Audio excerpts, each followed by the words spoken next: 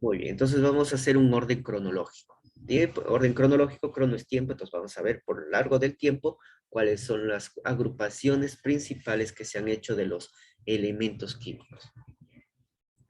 Entonces empezamos con Jacobo Berzelius. Él fue sueco, Jacobo Berzelius, y él es considerado el padre, uno de los padres de la química antigua. Él es considerado el padre de los símbolos químicos, ya que él diseñó o hizo gráficos de las representaciones de ciertos elementos. Entonces, el elemento oxígeno de repente lo dibujó como un circulito y una señal por ahí, una seña por ahí. Entonces, una representación, un símbolo del elemento. Y así pues, puso diversas figuritas que simbolizaban cada elemento químico que se iba descubriendo. Entonces, él es considerado pues parte del padre de la química. Y ahí está, miren, Jacobo Berzelius, medio gordito, pachonchito. ¿Y qué es lo relevante en este aporte de la tabla periódica? Que él fue una de las primeras personas que logró ordenar o juntar a los elementos en dos grandes grupos. Se dio cuenta que hay algunos elementos que tenían carga positiva. A esos elementos que luego van a tener carga positiva, los llamo electropositivos.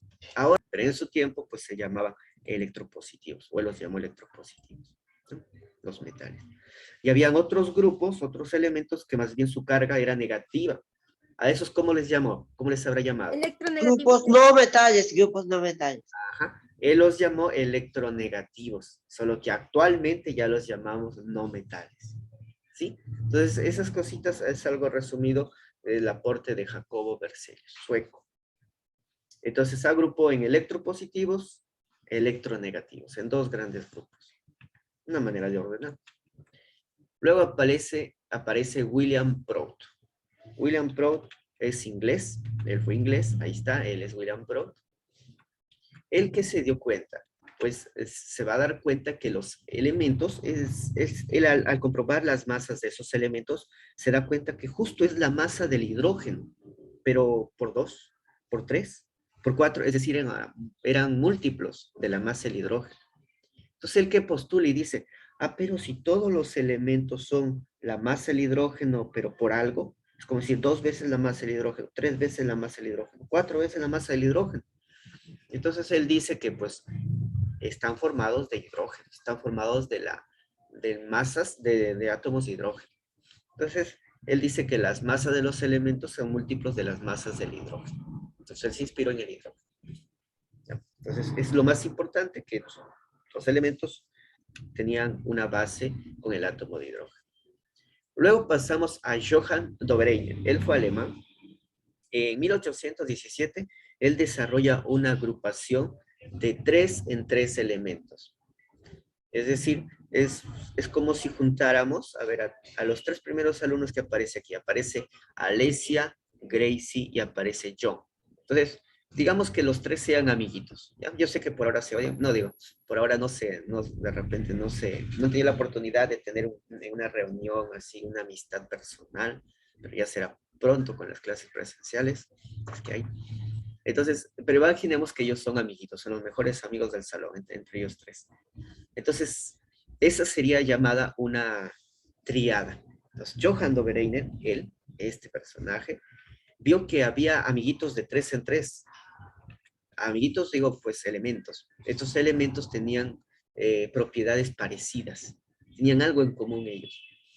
Y a estos les denominamos las triadas de Dobereiner. Esas triadas tenían propiedades similares, los elementos similares.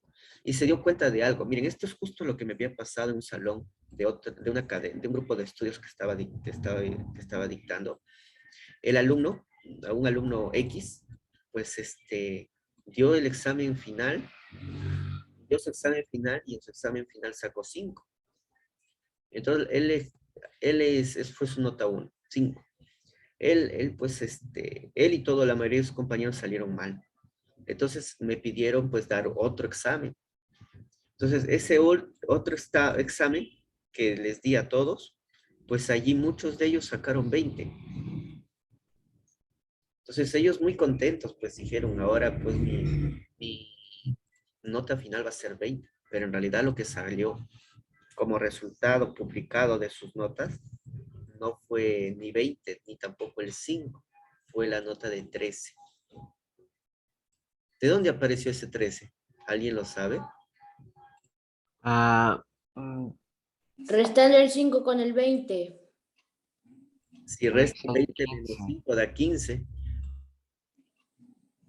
Si sumamos 20 más 5 entre 2.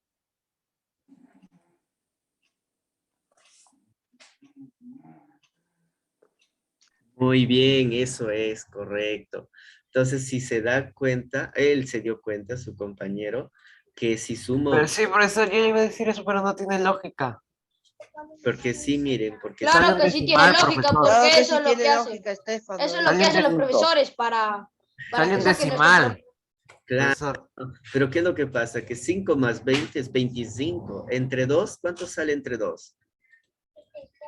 Sale 12,5, pero como algunos profesores son buenos, pues ese promedio, lo promedia, lo Bueno, redondea. sí, bueno, 13. ¿Ya? Entonces, al igual que, pues, ¿quién se dio cuenta de verdad para anotarle su participación? Yo, Ticona, Bueno. Miss. Ticona. Mm, muy bien. Ticona, Miss. Eso es lo mismo que hizo Dobereine. Es lo mismo que se dio cuenta, al igual que Ticona, pues se dio cuenta. ¿Por qué? Porque, mire, la masa, ahí tenemos los tres elementos, el litio, el sodio y el potasio, eran propiedades similares. Y se dio cuenta que sus números eran 7, sus números de masa. La masa de cada elemento era, del litio era 7, del sodio era 23 y del potasio era 39. Y al igual que pues su compañero se dio cuenta que si sumo 7 más 39, ¿cuánto es 7 más 39? A ver, ayúdenme. 46 entre 2, 36. 23. 46 entre 2, justo me da la masa del elemento central y justo da el promedio. Entonces, el promedio de los elementos, de los que están al costado, lo promediamos, le sumamos y le dividimos entre 2 y justo me va a dar la masa del elemento central. Entonces, así como los profesores hacemos promedios de sus notas, Dobereiner se dio cuenta que también en una triada o grupo de 3, los elementos que están al centro tenían propiedades intermedias a los elementos que están a su costado. Entonces, desde ahora recuerden, siempre se determina la masa del elemento central con un promedio de esos datos de los elementos que están a su costado. Esas son las triadas de Dobereiner. Sí, fue alemán. Vamos a continuar, a ver. De ahí vamos a dar un repaso de todo lo que estamos hablando. Aparece Alexander Chancourtois. ¿Alguien es hincha aquí del Real Madrid? ¿Alguien sigue el Real Madrid? Yo. Muy bien, ahí Joel es hincha del Real Madrid. Yo soy hincha también de un equipo español, pero no es el Real Madrid. Pero el arquero de Real Madrid, ¿cómo se llama? Courtois, es belga. Courtois, ¿no? Entonces, él pues tiene un apellido parecido, ¿no? Aunque no es belga, es francés, pero su apellido parecido, para que se acuerde un poco de este arquero de Real Madrid español. Perdón, del equipo español. Él es Chan Courtois. El arquero es Courtois, pero él es Chan Courtois. Alexander Chan Courtois. Vamos a conocerlo a él. Miren, ahí está Chan Courtois. ¿Él qué dijo o qué hace? Él diseñó una agrupación. Él tiene un cilindro, dispuso de un cilindro en el cual sobre las paredes del cilindro empezó a envolver una cinta, así en forma helicoidal. Como alguna vez pues enredamos pues un cilindro, así lo hizo. Y allí fue disponiendo pues elementos químicos cada 16 filas. ¿Y qué se dio cuenta? Que luego los que se encontraban en la misma columna, estos elementos tenían propiedades parecidas. Estos elementos que se encontraban justo en la misma fila tenían propiedades parecidas. Entonces, él hizo una primera agrupación o diseño de alguna agrupación de los elementos químicos y lo hizo según su masa atómica. Sus propiedades de los elementos que estaban aquí en la columna de manera vertical eran propiedades parecidas, eran propiedades semejantes.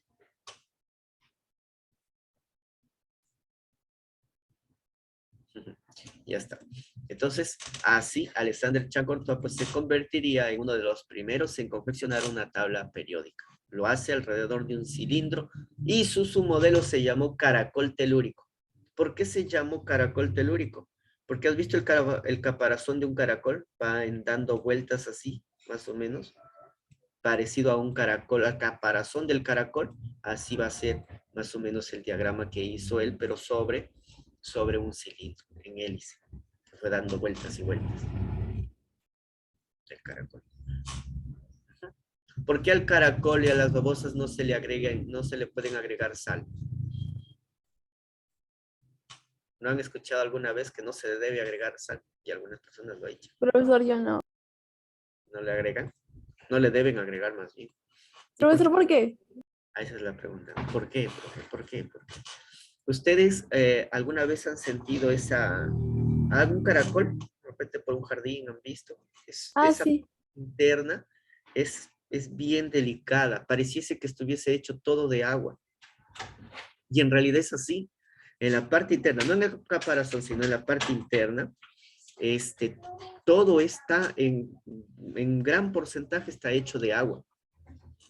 ¿Y por qué no le agregamos sal? Porque dentro del organismo, pues hay un equilibrio entre sal y agua. Entonces no debe haber mucha sal. Y si hay demasiada sal, debe haber demasiada agua para que haya un equilibrio. Entonces cuando nosotros, por ejemplo, corremos, transpiramos y sudamos, tenemos sed. ¿Por qué? Porque perdemos parte de nuestro líquido elemental. Y hay un alto contenido de sales. Entonces, para equilibrar necesitamos esa restitución de sales.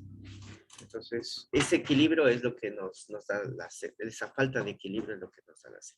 En el caso de las pues, babosas también, ellas con el hecho de que tenga sal, pues hay un desequilibrio. Y en ese desequilibrio va a hacer que se deshidrate. Y al deshidratarse, pues va a morir, porque está hecho prácticamente de agua. Entonces va a perder esa agua y se va a morir.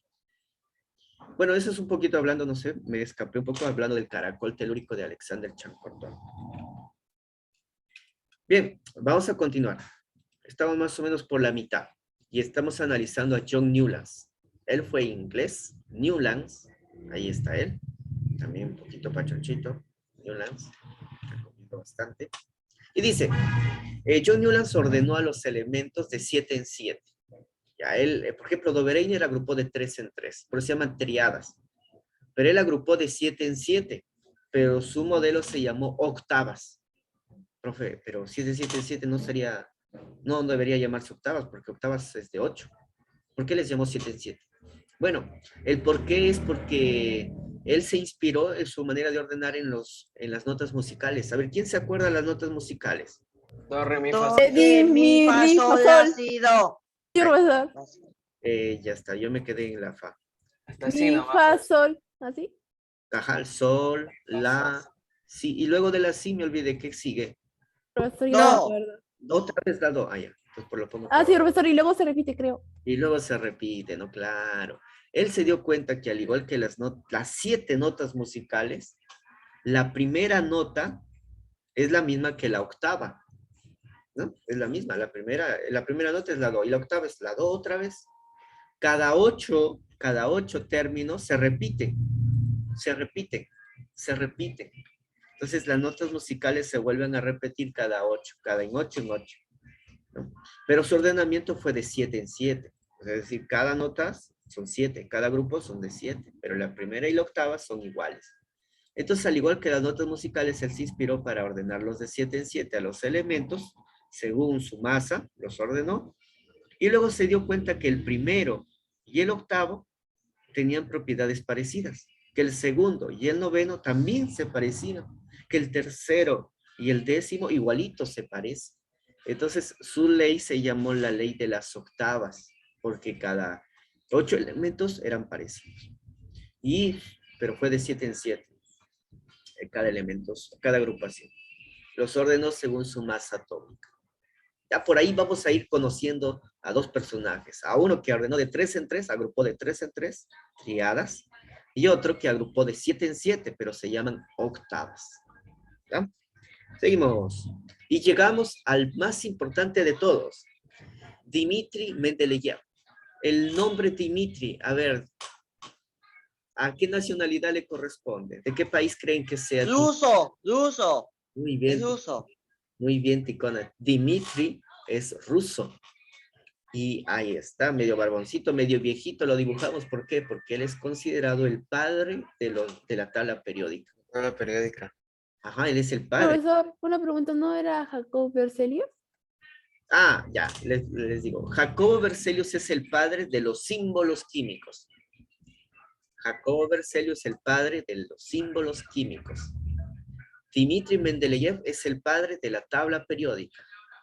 Sí, profesor, gracias. Ya, ya. Buena también aclaración. Ambos son padres de la química, pero uno es de los símbolos químicos y otro es de la tabla periódica. ¿Y por qué Dmitri Mendeleev, ruso, por qué hace o se llama padre de la tabla periódica? Porque él solo disponía de 63 elementos, que son poquitos, que es casi la mitad de lo que tenemos actualmente. Actualmente tenemos 118. Y ya él tenía solo 63, casi la mitad. Y pese a tener pocos número de elementos químicos, él pudo hacer ya la clasificación, él pudo hacer una tabla ya. Pero esta tabla, claro, debe tener agujeros, porque como falta un montón de elementos por descubrir, pero él no solo deja los agujeros, sino que se anticipa al descubrimiento de ellos. Él dice, acá debe haber en este espacio vacío un elemento que va a tener las propiedades parecidas al aluminio, parecidas a las del boro. Y como está después del aluminio, pues le voy a llamar eca-aluminio. Eca es un prefijo griego que significa después, o primer elemento después. Entonces, ese nombre fue asociado para el elemento que luego se va a descubrir como el elemento calio. También descubre al germanio, aunque no los descubre en realidad, pero sí determina sus propiedades y predice su existencia. Entonces él como que hace ya la tabla periódica casi completa, aunque es una tabla pequeña, llamada la tabla periódica corta. ¿Por qué corta? Porque hay pocos elementos ahí dibujados, ordenados. Y él ordena según su masa atómica. Lo ordenó según su masa atómica. Y dice, van a haber columnas a los cuales llamamos grupos. Y van a ser filas horizontales a los cuales llamamos periodos. Ya él lo dice. Entonces, él sienta las bases ya para la creación de la tabla periódica moderna. Lothar Meyer también, él es alemán, Meyer, alemán. No es Christian Meyer, no, es Lothar Meyer. Y él desarrolla una tabla parecida a la de Mendeleev, con pocos elementos y con espacios vacíos.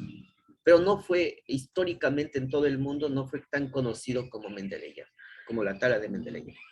Por eso lo mencionamos, pero no lo resaltamos tanto como a Mendeleev. Y llegamos a nuestra tabla actual.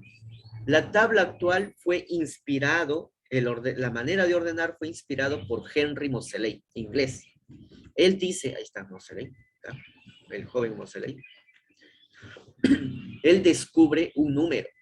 Él descubre un número llamado, un número que está asociado a cada elemento. Cada elemento tenía un número diferente y él lo llamó número atómico. Entonces, el número atómico de un elemento fue descubierto por Henry Moseley en un experimento que se llamó difracción de rayos X. Esa que cuando vas al doctor y dices, doctor, me he roto el hueso, el doctor te toma una radiografía, unos rayos X. Parecidos son los modelos o el experimento de difracción de rayos X. Y él se dio cuenta que cada elemento estaba asociado a un número, llamado número atómico. Y gracias al descubrimiento del número atómico, él postula su ley moderna, la ley actual, por la cual se ordenan los elementos. Dice así, los elementos se van a ordenar según el número atómico, en orden creciente según su número atómico. Pues fue dada por Henry Moseley. Y finalmente, gracias al número atómico de Henry Moseley, aparece Alfred Werner. Alfred, me acuerdo del mayordomo de Batman. ¿Se acuerdan el mayordomo de Batman? Alfred. Profesor, yo no. Sí, mayordomo, Alfred se llama. Es un flaquito con traje verde, una capa. Ah, Robin. No, eso fue Robin, no. Me refiero al que le ayuda, al mayordomo, pues al al que le ayuda, el sirviente de Batman. Ah, No ya. me acuerdo, profesor, yo nunca he visto Batman, solo me acuerdo de Robin. Bueno, Alfred ese es como pues el que le ayuda, pero no en la batalla, sino en la casa, con todo. Sí, pero sabe pelear. Sabe pelear. Eso no sabía. No sabe pelear eso, viejito. Pero bueno, le ayuda, le ayuda. Tal vez sea un mayordomo, pero sí sabe pelear.